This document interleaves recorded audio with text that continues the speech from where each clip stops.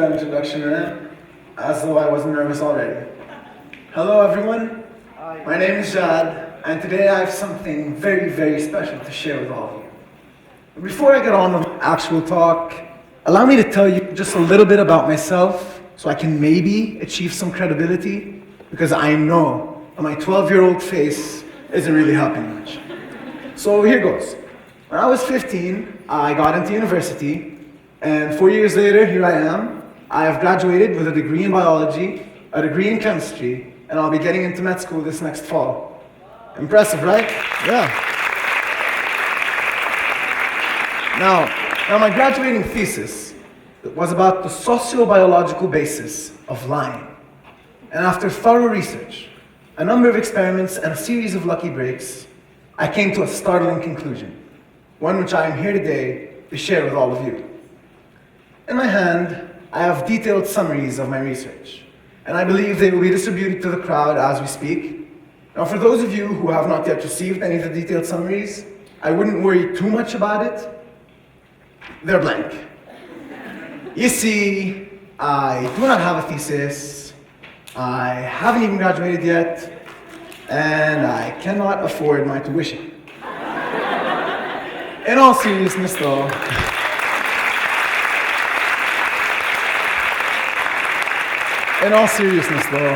I am here today to talk to you about the necessity of lying. Did I really have to lie to you just now? I mean, sure, it was a white lie with very little, if any, consequences, but was it necessary? No. Now, lying is a huge part of social interaction, and people have been discussing it for, 5,000 years now? And we've all lied or been lied to. I mean, how many of us here, students especially, made it late to class or didn't make it all together and conveniently blamed it on a fully functioning alarm clock instead of on our relentless laziness? Hell, Bill Clinton lied about Monica Lewinsky, didn't he? In fact, I will probably be lying to you again throughout the speech. Like if I forget a piece of information or something, I probably will make something up on the spot. I mean, seriously guys, 5,000 years, I have no clue how long people have been discussing lying. But that doesn't matter. What does matter is that the necessity of lying is still a very controversial topic, one that can be approached in a variety of ways. So allow me to start with an approach that is relevant to my field, and that is the evolutionary one.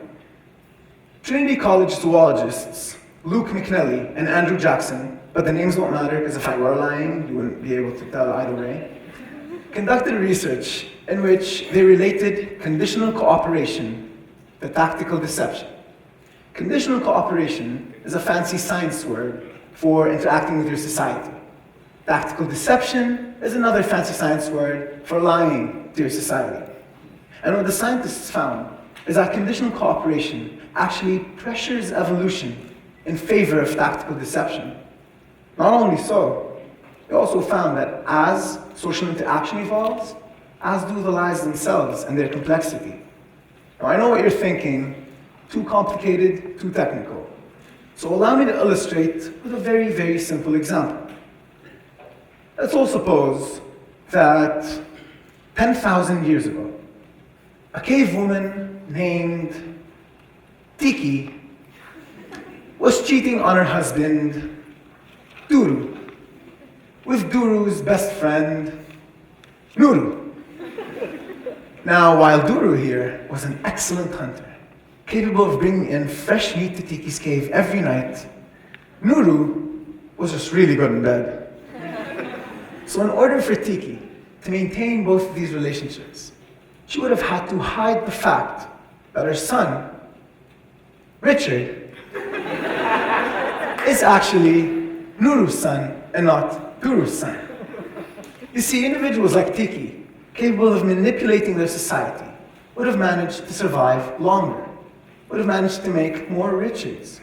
Richards with the innate ability of using tactical deception in order to ensure social cohesion along with individual well-being. That's it for the evolutionary approach. Let's move to an approach that is a bit more diverse, and that is the ethical one. Ethical theories don't really reach a clear conclusion when it comes to lying. For example, Immanuel Kant suggests that to be human is to have the rational power of free choice. And to be ethical is to respect that power within oneself as well as within others. As such, the Kant lies unethical under any circumstance because it strips others of that power. Another ethical theory, virtue ethics, suggests that an ideal human is to abide by a list of virtues and is to avoid a list of vices. As such, this theory probably often goes along with the lines of a lie being unethical. However, at some points, if a lie can help you achieve a greater virtue, like justice, or 15 extra minutes of sleep in the morning, then perhaps, suggests virtue ethics, a lie is not unethical at all.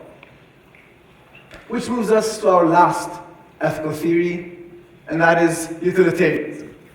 Big word, I know, but it actually follows a school of thought we are all very familiar with, and that is that the ends justify the means.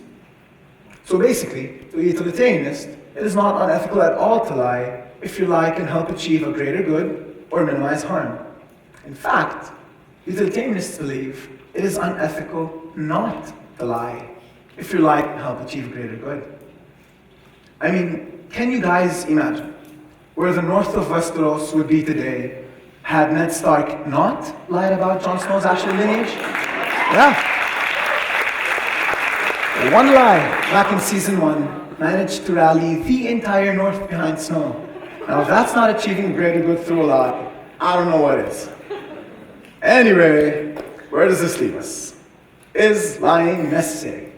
Biology tells us it absolutely is. Necessary for survival, for thriving as a community, and for evolving as a society. Ethical theories, on the other hand, don't really reach a clear conclusion. Some believe it is an ethical necessity at times. Others believe it is unethical under any circumstance. Quite frankly, I don't think it matters all that much. I mean, lying works. We know it works because we have all tried it, and it worked for all of us. So I will leave you with this. Humanity may have been able to survive without lying, but would have been able to thrive without it. Thank you so much, guys.